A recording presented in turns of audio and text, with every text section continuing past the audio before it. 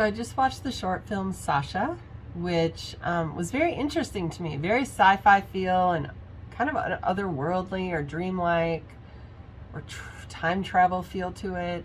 Super cool tone that was set.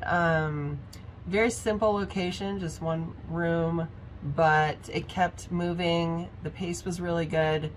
It kept me on my toes. Like, I was really intrigued about where it was going, and I really feel like this was like a setup for either a series, a limited series, or like it could be beginning of a feature film.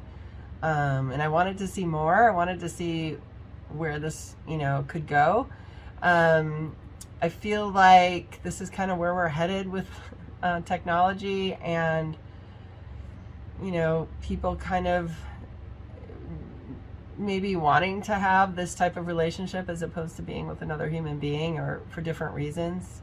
But anyway, there's many levels to this, I thought, and I thought that the casting was really good.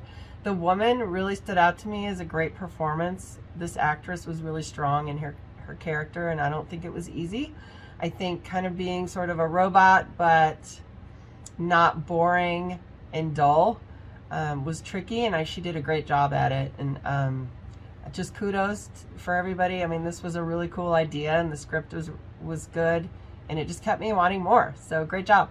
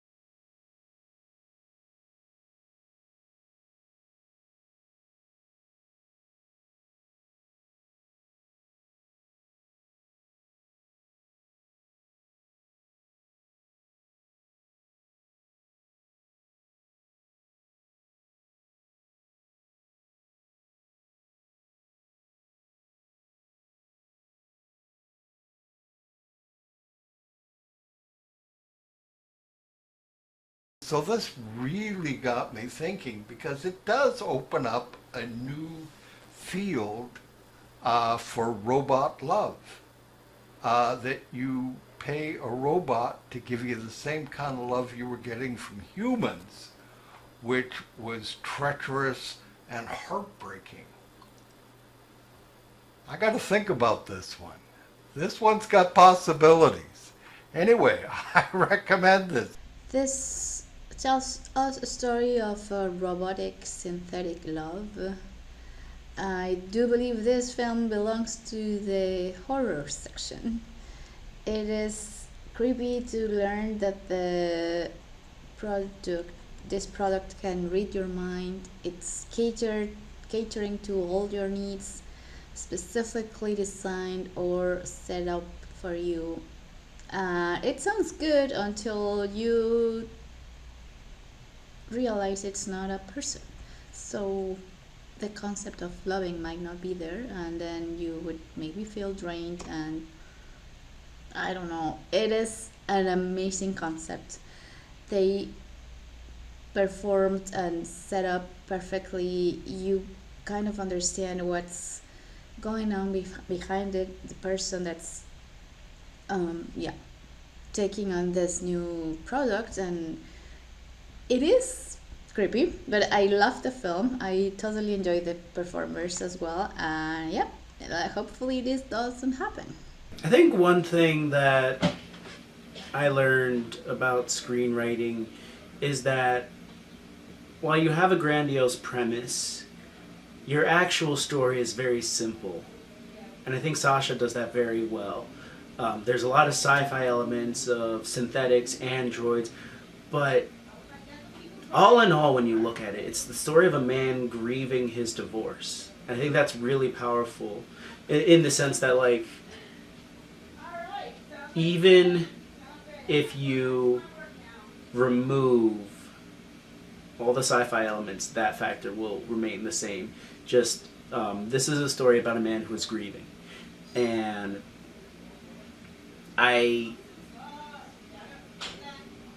really do appreciate that the movie doesn't get lost in its sci-fi elements, and it takes the time to, because in reality it's not even the robot who's the focus of it, it's the divorce.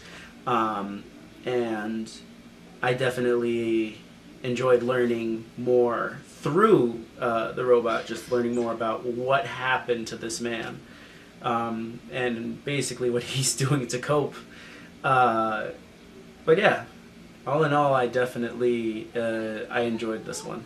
I thought this was really fascinating. I really thought it was intriguing, the kind of looking at this this futuristic idea of having this kind of programmable partner, and who would want that, and what types of programs or types. I liked that they had like identified 17 types, and looking at this reality of this man who's divorced and clearly didn't really want his relationship to end, even though it didn't seem like a particularly happy relationship, and all he wants is to kind of be able to live within that kind of the last moments of his relationship, even though, like I said, they didn't seem particularly happy, but he's can't let go. And being able to do that with this robot, I think, is a really interesting kind of perspective to explore, of the process of letting go of something that is not necessarily no longer serving you, but like letting go of a relationship, and how that kind of looks, and what you really need to do. And you can hold on, and if you're not ready to let go, kind of exploring those different things, but being able, with this now, having the ability to stay within your bounds, stay within your little defined place, your defined relationship. And I think it's interesting to be able to explore that. So SASHA was a very sad romantic film. I think just watching it, you could feel the immense loneliness and misery from the main character, of him missing his ex-wife, something that he's never going to get back, that intense nostalgia I think everyone can relate to. And I thought that came across really well with that main actor. I also thought the actress playing SASHA did an amazing job of being able to just completely change her disposition with the different modes of SASHA. She did an excellent job there. I thought this was a very interesting commentary of how much easier it's becoming to substitute technology for human connection and emotion. I think it's kind of scary where our technology is going, and this really shows that in this film, how an entire person can be replaced just like that, and he can just disconnect from the real world and be with his robotic replacement wife.